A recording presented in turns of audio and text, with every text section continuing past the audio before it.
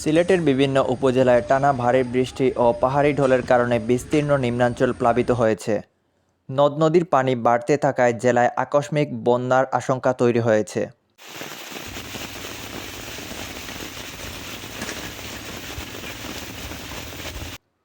মঙ্গলবার দুপুর পর্যন্ত গোয়াইনঘাট, কানাইঘাট, জৈন্তাপুর এবং কোম্পানীগঞ্জের বহু নিচু এলাকা পানির নিচে চলে যায়।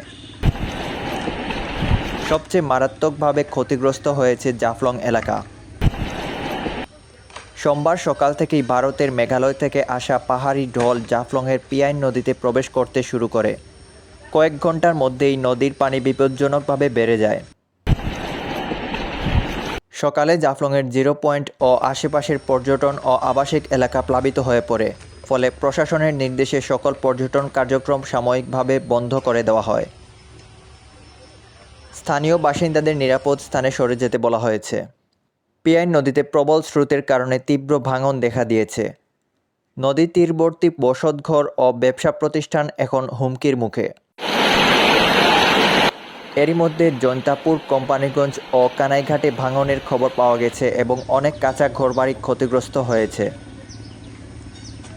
আবহাওয়া অফিস জানিয়েছে, মাত্র 3 ঘন্টায় সিলেট অঞ্চলে 101 মিলিমিটার এবং সকাল 6টা থেকে বিকেল 3টা পর্যন্ত 9 ঘন্টায় 184 মিলিমিটার বৃষ্টিপাত রেকর্ড করা হয়েছে। আগামী 24 ঘন্টায় আরও ভারী বৃষ্টির পূর্বাভাস রয়েছে। ফলে সুরমা, কুশিয়ারা ও সারি নদীর পানি বৃদ্ধি পেয়ে নতুন নতুন এলাকা প্লাবিত হতে পারে। এদিকে ভারতের মেঘালয় ও আসামেও টানা বৃষ্টি অব্যাহত থাকায় সীমান্তবর্তী অঞ্চল দিয়ে আরও পাহাড়ি ঢল নামতে পারে বলে আশঙ্কা করা হচ্ছে।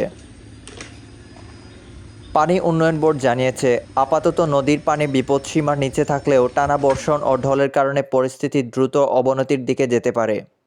দুর্যোগ ব্যবস্থাপনা অধিদপ্তর ও স্থানীয় প্রশাসন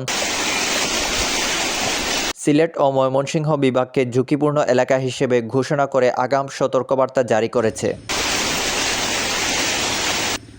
সেনাবাহিনী, রেড ক্রিসেন্ট স্বেচ্ছাসেবক দল, প্রয়োজনীয় নৌকা ও সরঞ্জাম প্রস্তুত রাখা হয়েছে।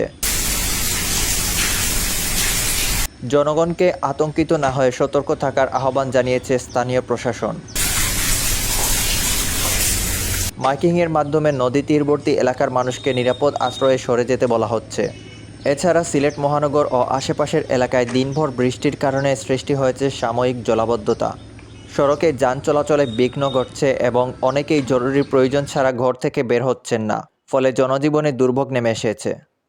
নাইমুর রহমান, আধুনিক কাগজ।